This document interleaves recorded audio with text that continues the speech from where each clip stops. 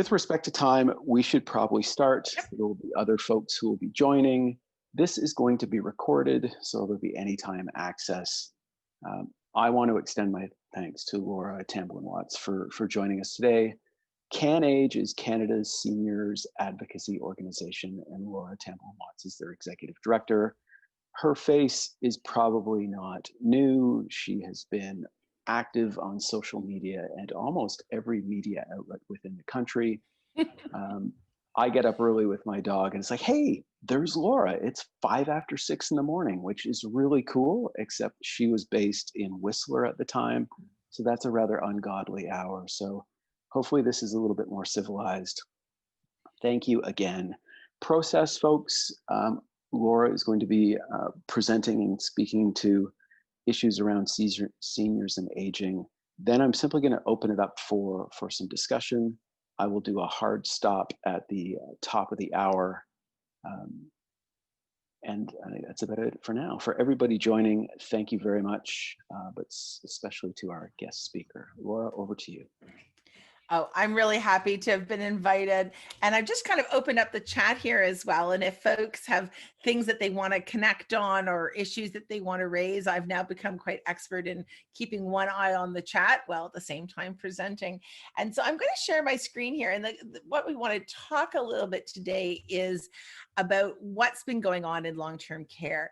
And Johnny, if you could do me a favor and just make it so I can share my screen as well, then if you change that under the screen share, then we can also do that as well.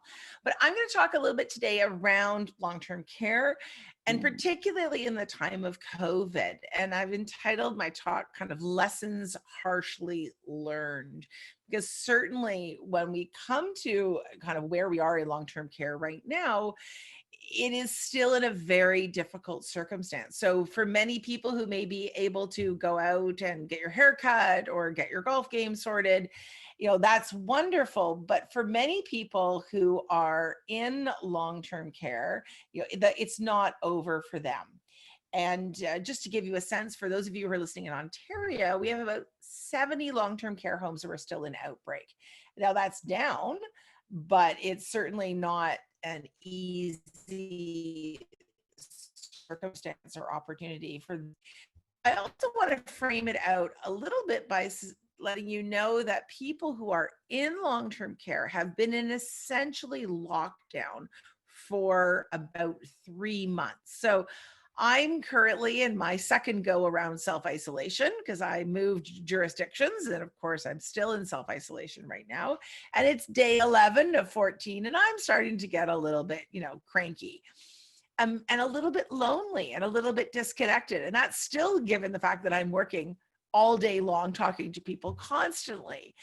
Imagine, if you will, if you're an older person and you've been essentially confined to your small bedroom for 3 months, and that anyone who comes and talks to you is in quite odd looking personal protective equipment, and you can't see their faces. You haven't seen a smile in 90 days. And you are at constant either fear for your life, or you're in constant confusion about what's going on. And just a quick reminder about who is in long-term care, and I'll speak to Ontario, but I'll also speak across the country as well.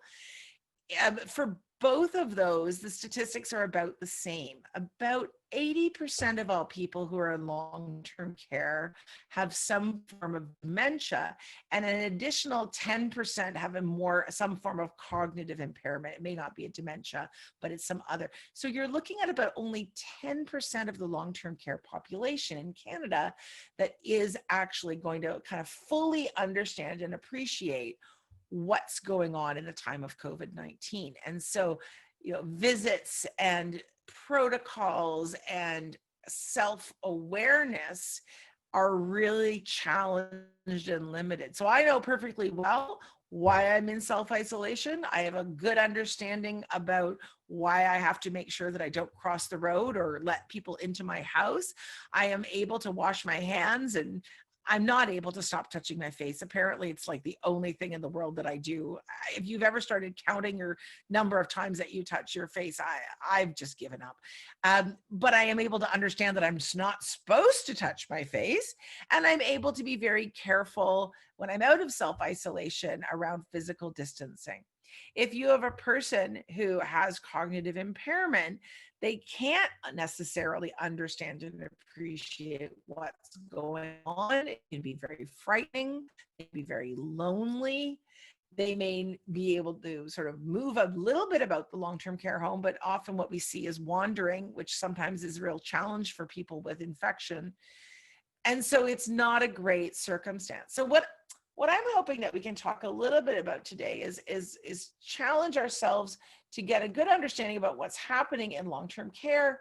And I'm going to speak a little bit at the beginning about who is CanAge and what do we do, very, very high level. And then we'll dig into some of the big issues that we're talking about today.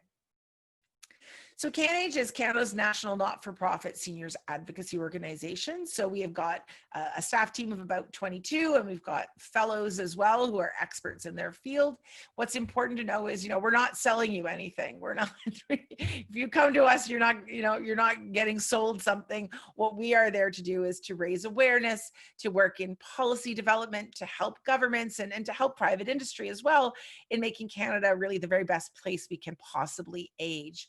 And so we work very closely with partner organizations. And this just is a mini slide of many, many organizations that we work with in partnership, whether it's think tanks or international agencies or really small organizations like the Digby Net Collective, or really big organizations like Help Age Canada or the Alzheimer's Society. And so one of the things I want to give you an advanced sharing on is that we are also creating a national platform for seniors. And so we're really making sure that we are trying to get the key issues out. And of course, one of those big key issues is about long-term care. I'm going to show you a different slide deck in just a second. But when we're looking at long-term care, we have to get a sense of kind of lessons learned. What is it that was happening before COVID-19, and what is happening now that we can, learn from and identify as the issues? So people will often say, did we know? Are you shocked? Are you worried about what happened in the time of COVID-19 with long-term care? And I will say, am I worried? Yes.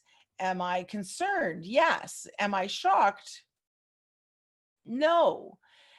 And for many of you who will have joined this, you will have that piece quite commonly shared together about, how it is that we are very concerned about what happened with long-term care. And so I'm going to break into our conversations, and I'm going to speak more specifically about the Canadian experience. And then I'm going to focus in a bit more because I think folks here on the call are more from Ontario. I'll talk about the Ontario experience, and then also spend some time talking about lessons, or as what I'm calling it, lessons harshly learned. Keeping in mind, of course, that we have many people who are still in long-term care, who are still in lockup. So what were the big issues?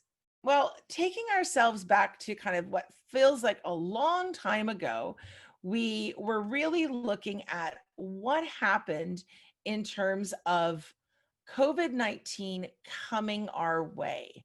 And so when we were doing that, we were starting to see in Asia and then in Europe that we were having many, many people in long-term care essentially be locked up or left alone.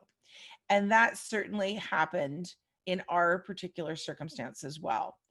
And so many of us were saying, look, we know what's happening in Italy, and we know we were happening in Spain, and we know that COVID-19 is going to sweep through long-term care unchecked unless we take really important steps.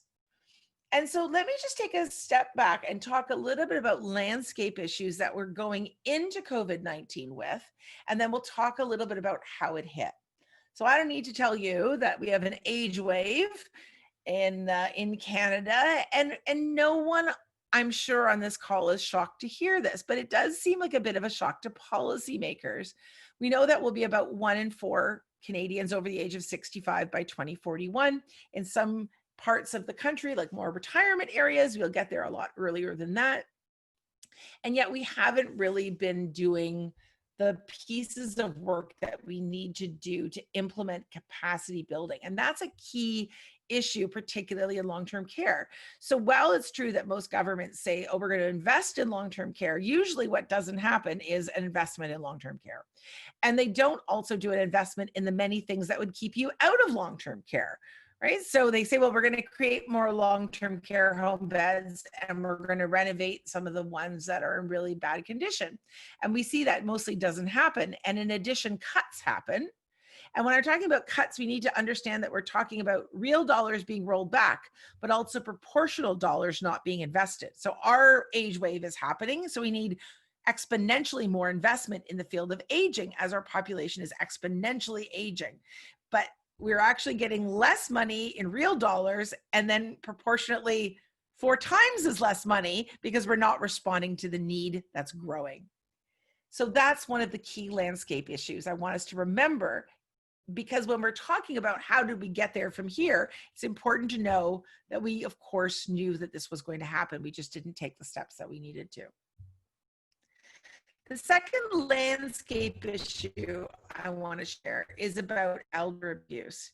And, you know, when we're talking about what was happening in long-term care, it was certainly not the first time that we were talking about it. In fact, one of the common types of elder abuse we'll refer to as institutional abuse or institutional neglect, even more the case. When we talk about elder abuse, we talk about physical and financial, emotional, psychological, sexual, and institutional neglect. We can also talk about other areas like spiritual and chemical abuse. Particularly chemical abuse is the overdrugging of older people just to keep them placid, which is commonly found in long-term care. But when we talk about, you know, the rise in elder abuse, it's important to know that we have about 1 in 5 Canadians will be subject pre-COVID to elder abuse and neglect.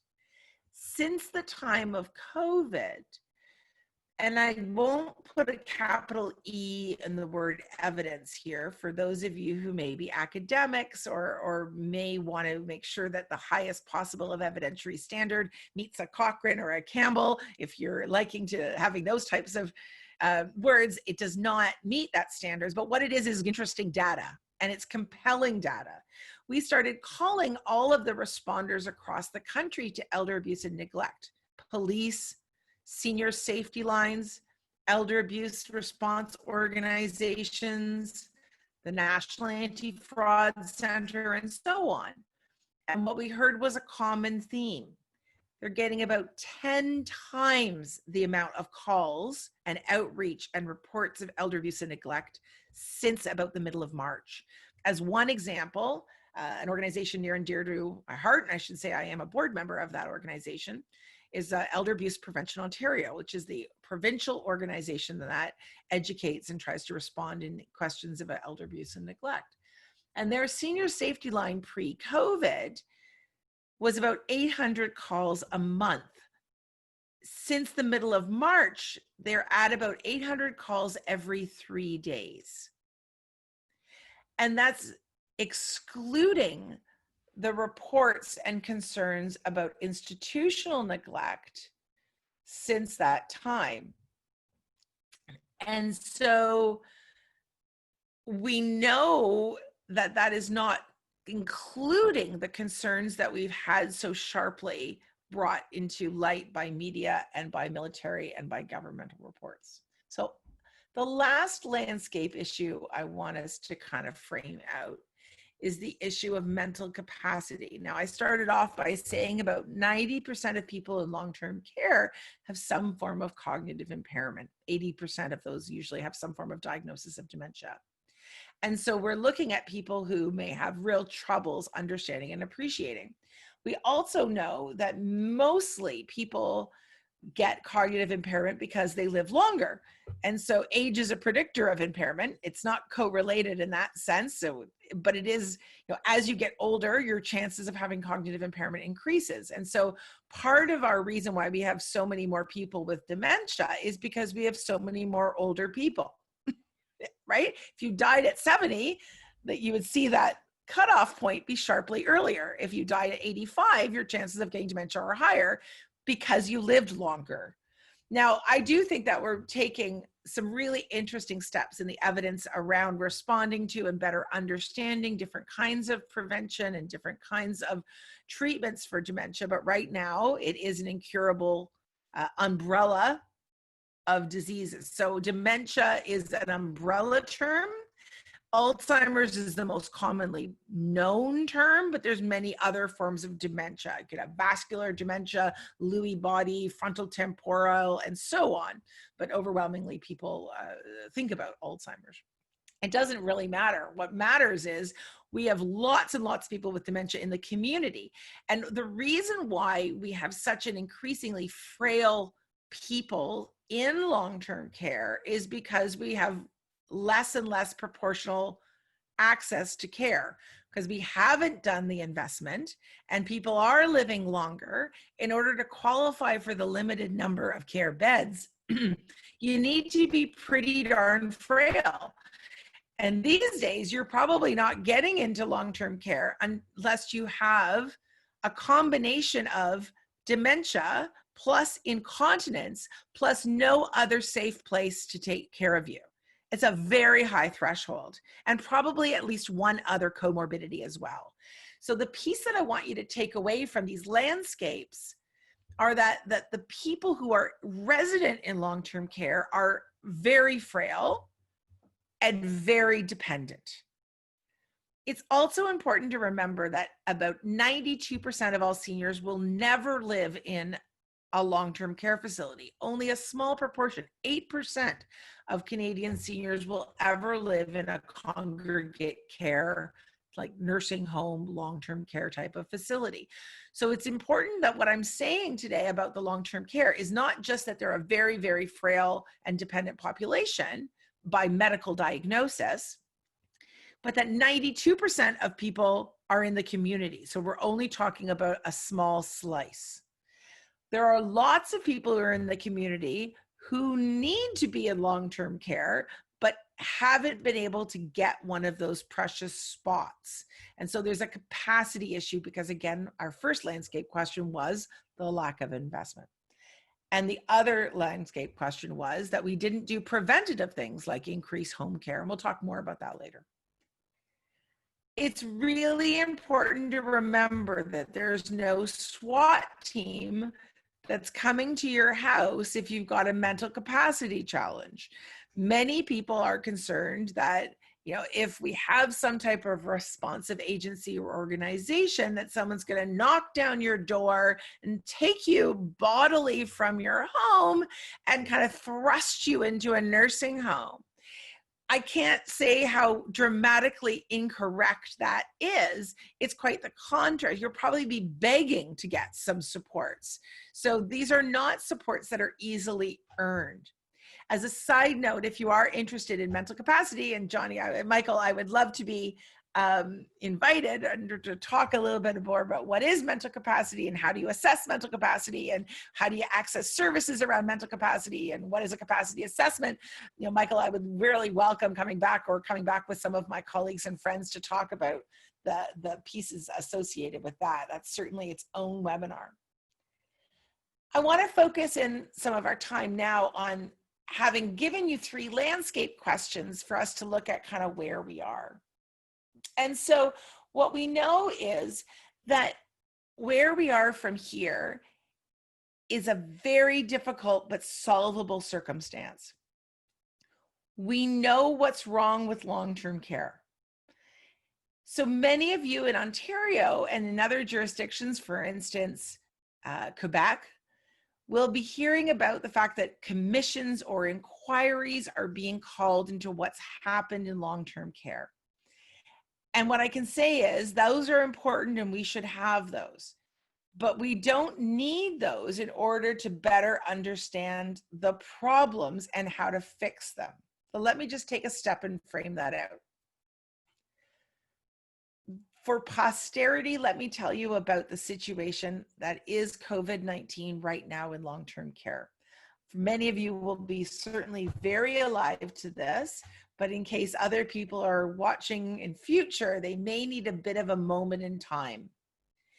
So right now, 82% of all COVID-related deaths have happened in long-term care. We've lost thousands of our Canadian seniors. We didn't lose them in an elegant and pretty way.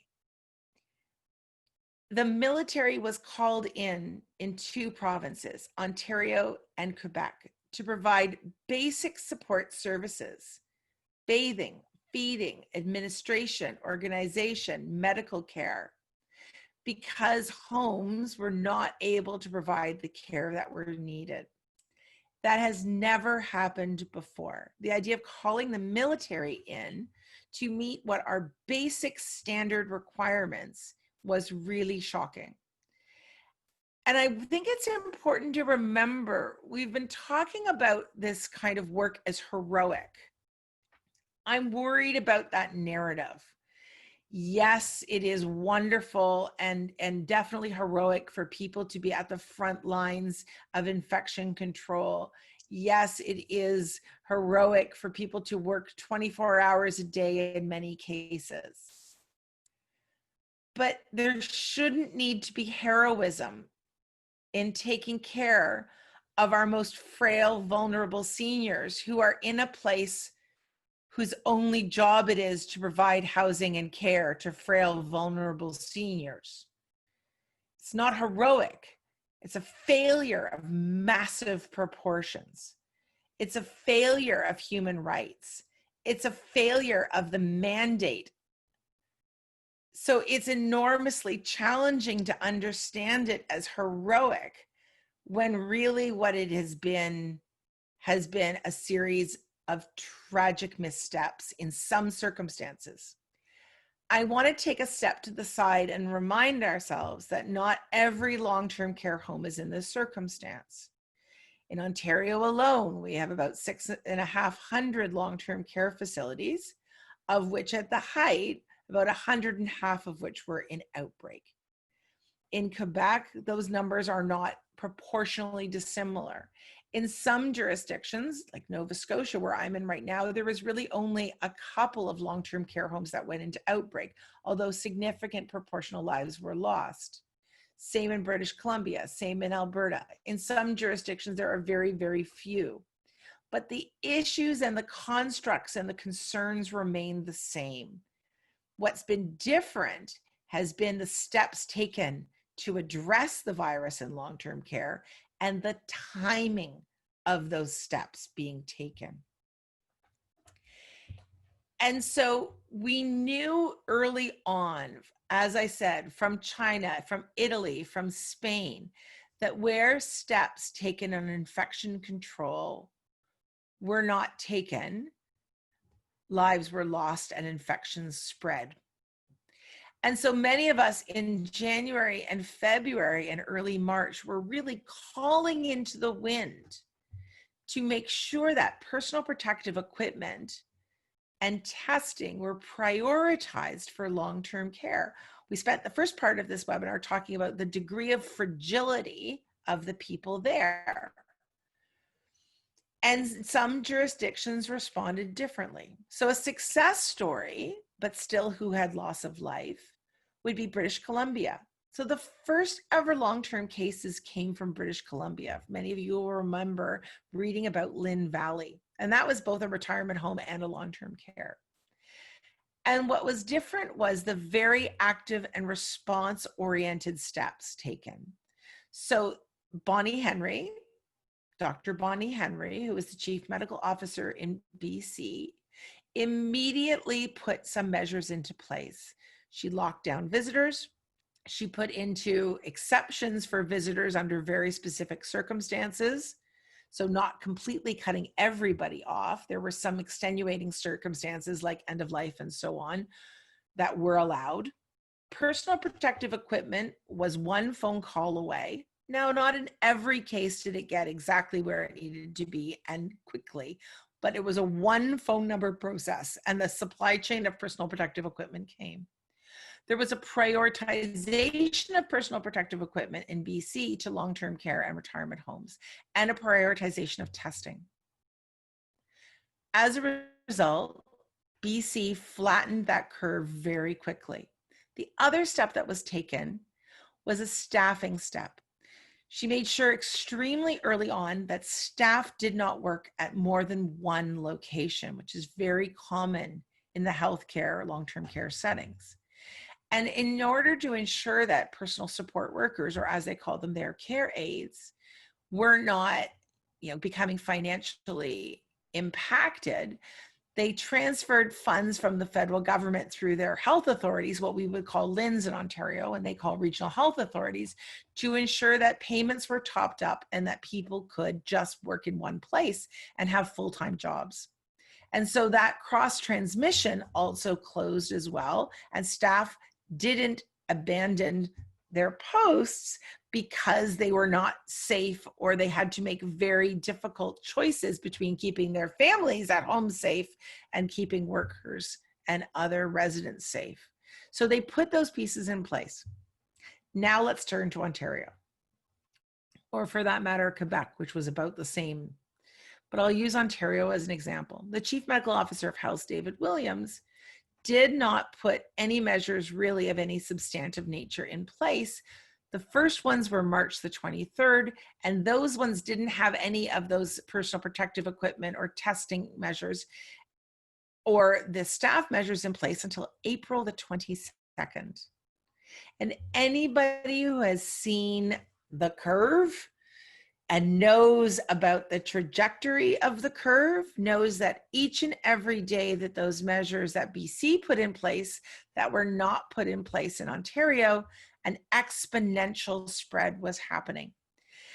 And so when many of us heard David Williams say that time and time again, upon being challenged by media, typically at the daily press conferences, that personal protective equipment and testing were not going to be prioritized into long-term care, but were going to be prioritized into acute care settings like hospitals and stockpiled.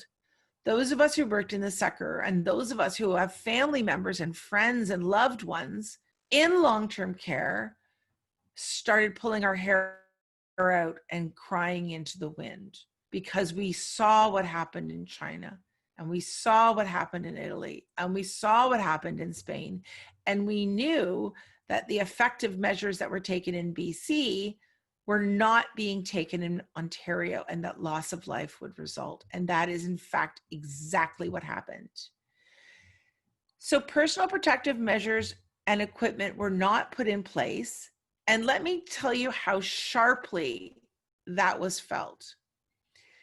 In some cases, long-term care homes had 50% of staff show up, sometimes because they were infected, sometimes because they'd chosen to stay themselves into one workplace, sometimes because they couldn't keep their families at home safe. Sometimes 80% didn't show up. I was on a call with a woman who was the CEO of a long-term care home in Ontario in March, about the middle of March. She was crying to me on the phone because none of her staff showed up. It was her and an administrative assistant, and she had 140 people to take care of. I do not blame staff for not showing up. Many of them were trying to make that choice to not infect residents. And at no point should any healthcare provider, particularly a low-paid personal support worker with precarious work, who's getting paid something between, $17 and $22 an hour on average, with no pensions and benefits, and now no child care or elder care in their own homes, has to put their life at risk, which is what was happening. And unless the testing and personal protective equipment were in place, people could not treat older adults in long-term care homes safely, and they themselves could not make sure that they weren't spreading the infection. We were begging we sent out a call to hair salons and nail salons for them to donate their masks and gloves because the government wasn't sending them on a priority basis. The people and the communities rallied, people at hardware stores, people in dental offices, but nail salons and hair salons were dropping off their gloves and masks at the doors of long-term care homes in their communities with notes of love and support. It wasn't until April the 22nd that some measures on a rolling basis were taken in place in Ontario that had already been taken 5 weeks earlier in British Columbia. At this point, we have the military starting to be called, and then we had the reports from the military. Canada doesn't usually send its military into a lot of places domestically. Many still remember the teasing that Toronto took when the military was brought in to shovel snow. Some people remember that, you know, the military would be brought out during the ice storm in '97 in Montreal in particular, and some aspects of Quebec to restore hydro. Sometimes the military will take domestic roles, and they should be thanked and respected and applauded for all the work they do. But it's rare. And we've never had the military get called in to support long-term care facilities. I spent a lot of time talking to media about this and trying to put it in context. But when the military came out with a whistleblower report, and members of the military said that they needed post-traumatic stress supports because they were so damaged just by working in and witnessing what was happening in some, not all, some long-term care facilities, it really set us aback. If you can manage to shock the Canadian military, whose job it is to go into war zones, and they feel compelled to write whistleblower reports that talk about, this is your trigger warning, cockroaches, flies nesting in the skin of older people, people falling out of bed and being left for days alone, unattended, people crying out for help for hours on end, people being left in their feces and urine-soaked incontinence products for days, not hours, days unchanged, people who hadn't been bathed in weeks, people who hadn't been fed or given water days on end. Again, not all long-term care facilities, but some cases, and these were the reports from the military in Ontario. They also gave a report about the military in Quebec where 25 sites were used. In Ontario, it was 5 and then elevated to 7. And it wasn't because there were 25 worse sites in Quebec than the 5 and then 7 in Ontario. It's that resources were only made available to a more limited number in Ontario. So don't think just because there were 5 and then 7 sites in Ontario that it was better than 25 sites. It's just that we were given less resources. So it wasn't that there was a need. In fact, the need was more unmet in Ontario. Have things improved? Yes, they have improved. Are things all better? No, they're not all better. Let me talk a little bit about social isolation. For many of you who have loved ones, friends, neighbors, supporters, people that they care about, spouses, partners in long-term care, you probably haven't touched that person in 3 months. You may not have even seen their faces in 3 months. And we're starting to see the both terrible effects of the virus, but also the terrible effects of the social isolation and loneliness. And And we understand that at the beginning, certainly there was a great need to try to contain the virus as quickly as possible, particularly until we could get personal protective equipment, testing, and put these other measures in place. But then the lockdowns continued. And the lockdowns continued in places that also didn't have it and have never had it. This is where we get into difficult judgment calls. Is it better to remain in isolation and try to make sure that you control the virus and let people die of hunger and loneliness and out of pure social isolation? We have people calling us and family members and friends emailing us, telling them about their loved ones, saying that they want to be euthanized, that they want to die, or that are just wasting away because of the social isolation. This is particularly important in the context of dementia. And one of the reasons I wanted to give you those 3 landscape pieces is remembering that 90% of the people in long-term care have dementia. Eating and dementia are often a real challenge, and we often look to congregate eating for cueing. So if I'm doing this and I'm at a table of other people eating, that social cueing prompt can remind me as a person with dementia that I should be eating and doing this as well. Where foods were just left on trays, many people were not actually able to eat. No one was feeding them. And so the trays would then just be left and taken away, but no nutrition was taken in. And we saw really a very powerful expose, one by Moira Walsh of the Toronto Star, one by Jill Mahoney of the Globe and Mail, about people who were essentially left malnourished and malhydrated. Because what used to happen is essential family caregivers would come in and feed their loved one or their family member or friend in long-term care. And that would also be supported by this sort of congregate cueing. None of those things were happening. And as a result, people often were not getting fed or cued to eat in the same way.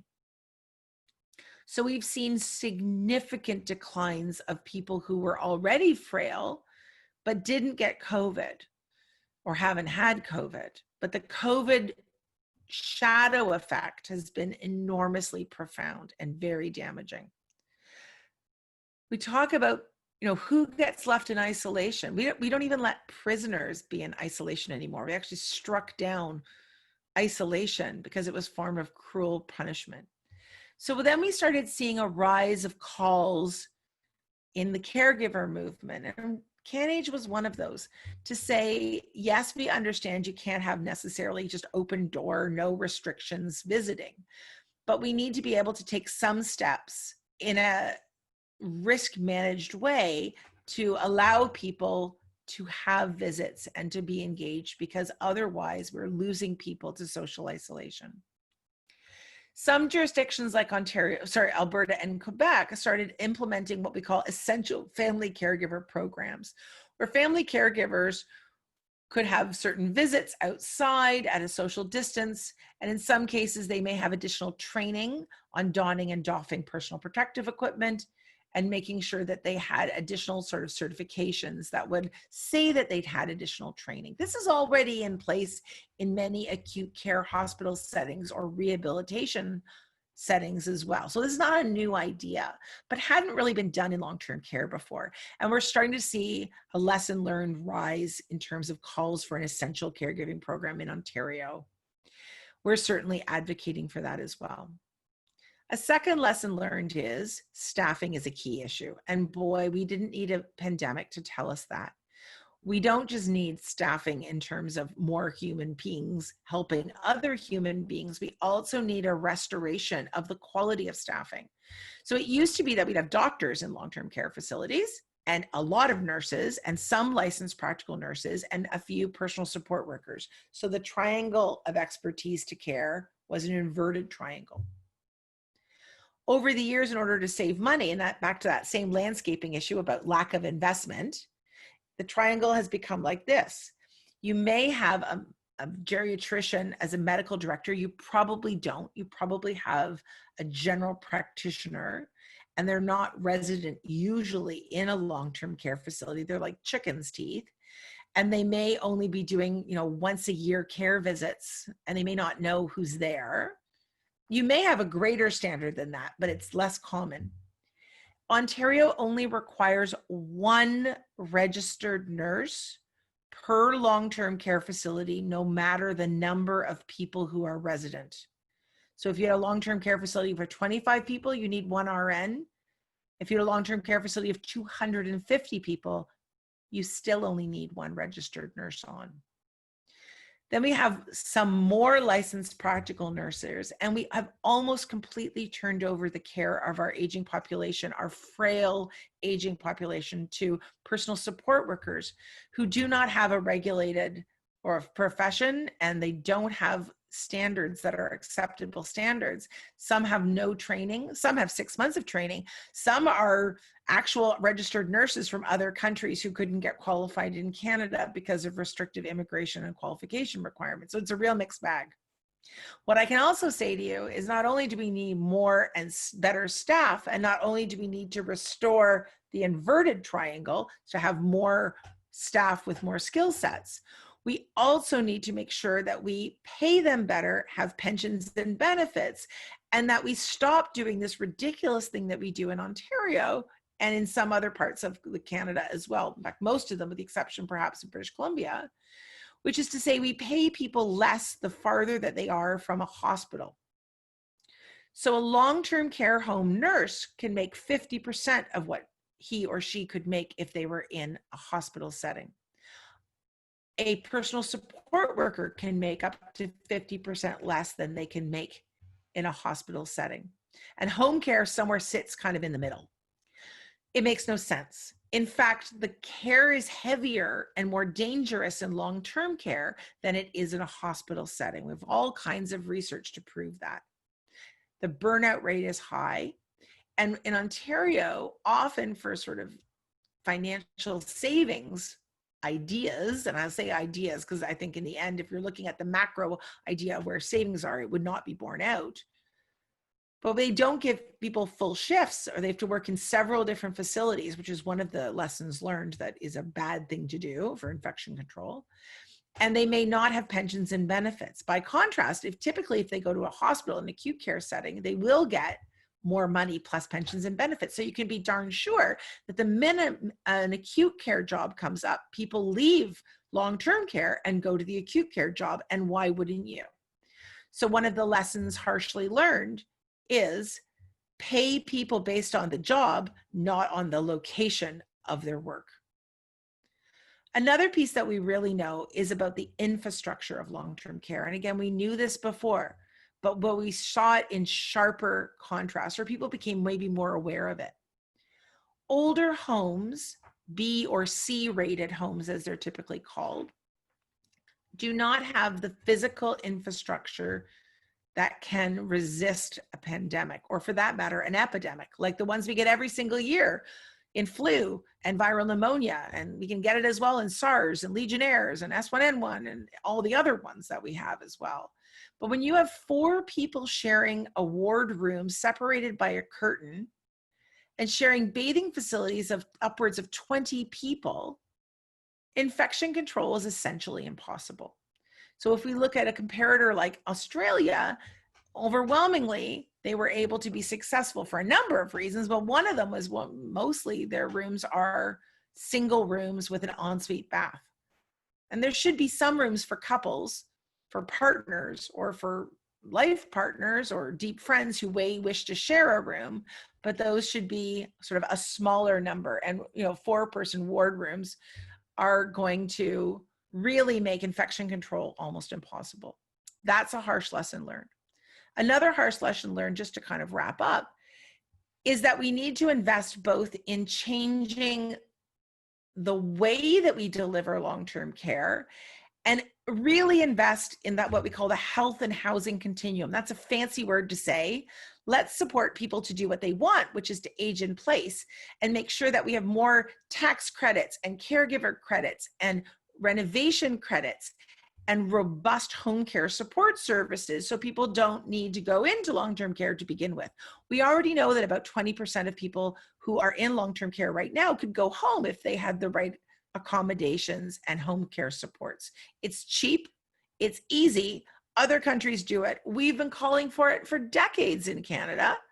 And yet the investment in home care hasn't happened. In 2017, the federal government did a one-time transfer, billions of dollars to the provinces and territories for home care. But they went into general treasury and no one knows whatever happened to that money.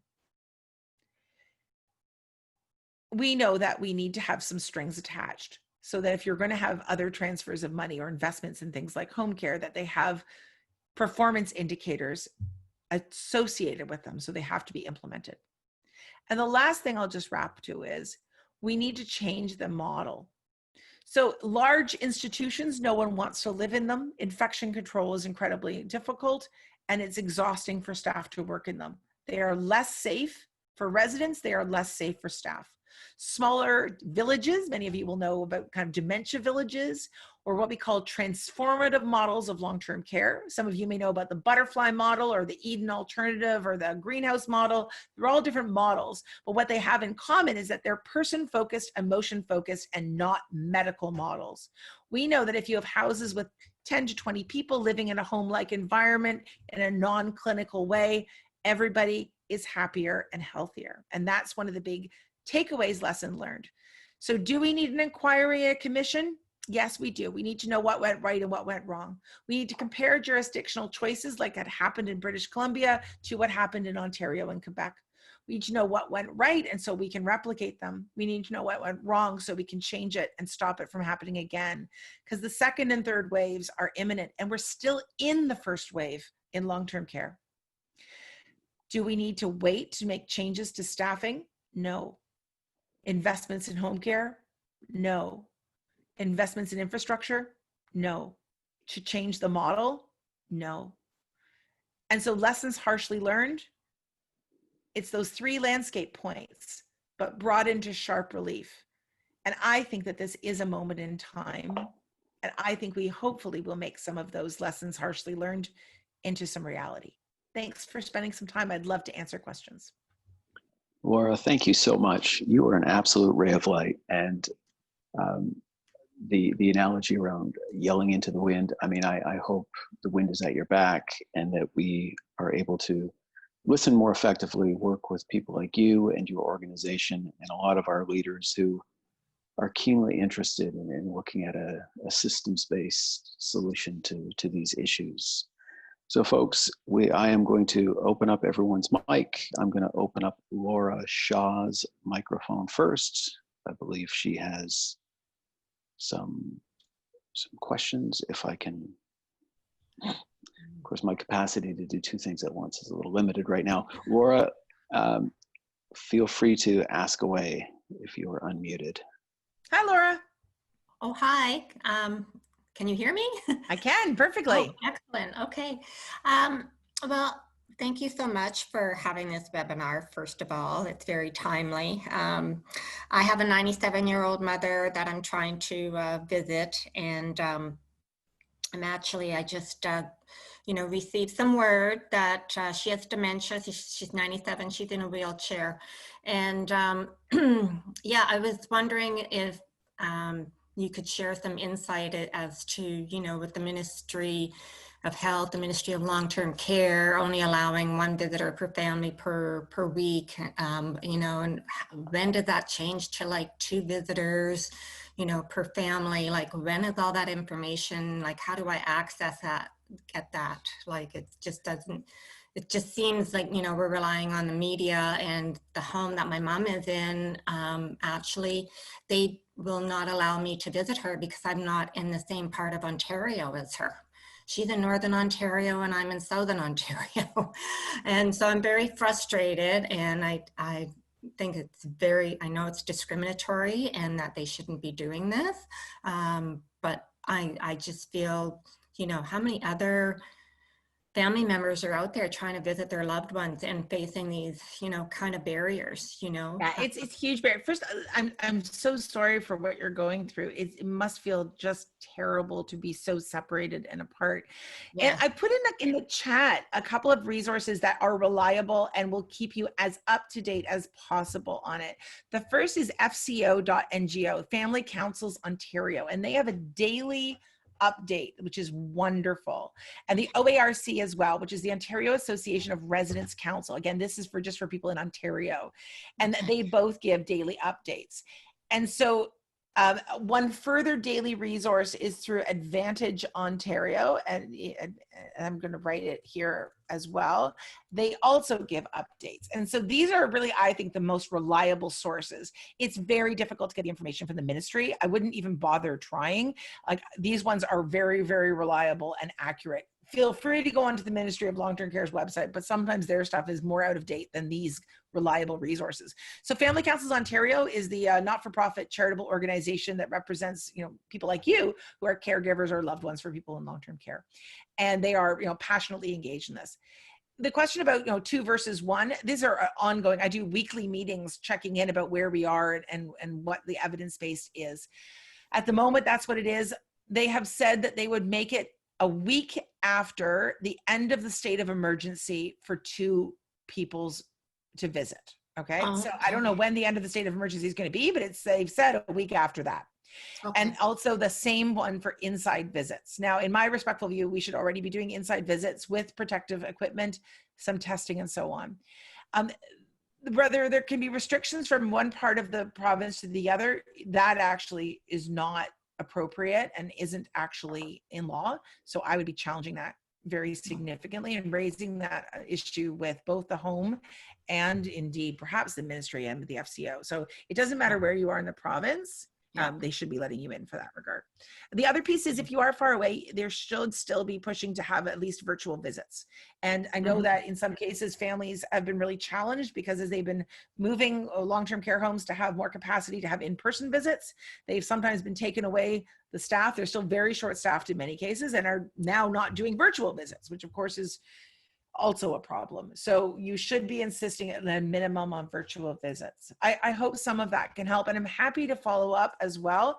And my email, of course, is shared, but here it is as well. It's laura@canage.ca, or you can go to canage.ca and fill out our form, and we can also follow up with you offline. Okay, great. Thank you. Does anybody else have a question right now? Feel free to unmute and jump right in. I'll give it a minute. I have one, but I'm happy to wait.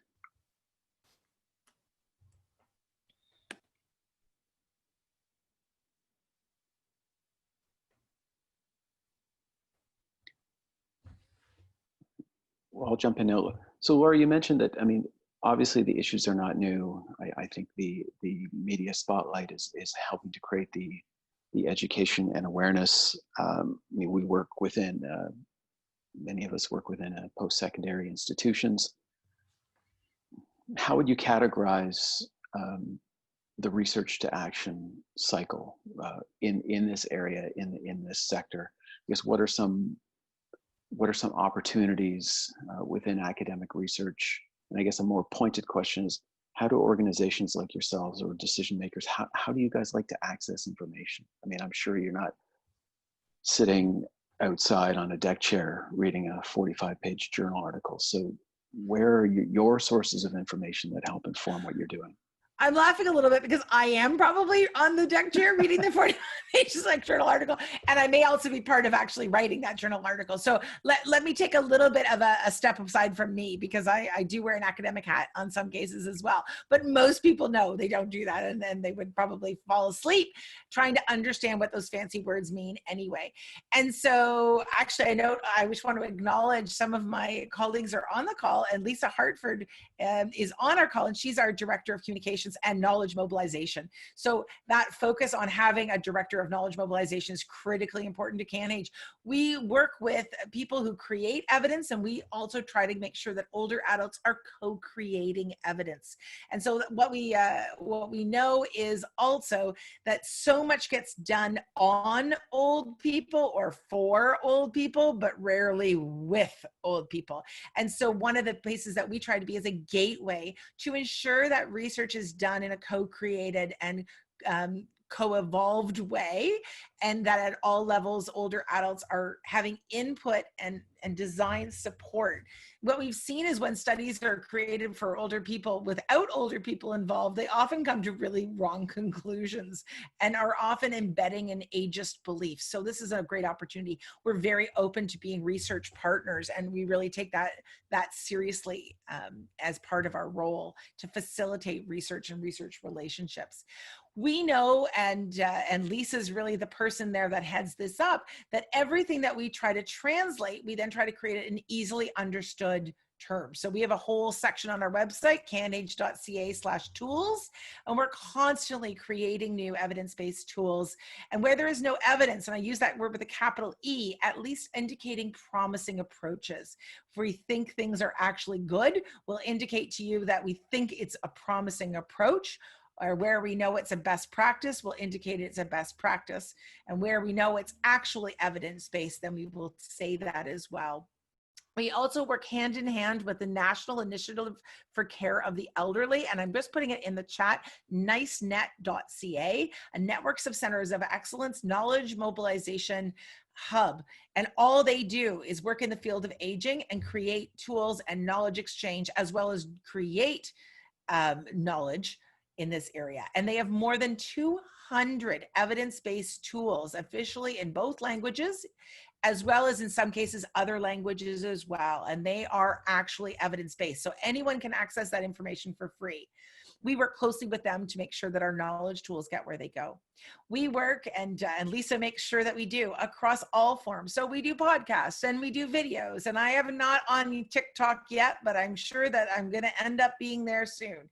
We do media. We create checklists. We work in professional capacities with advisors to older people, and we work with older people to advise them, how to access other services. But we know how important it is to make sure that we do knowledge to action and make sure that that impact uptake is critical. So it's foundational to who we are.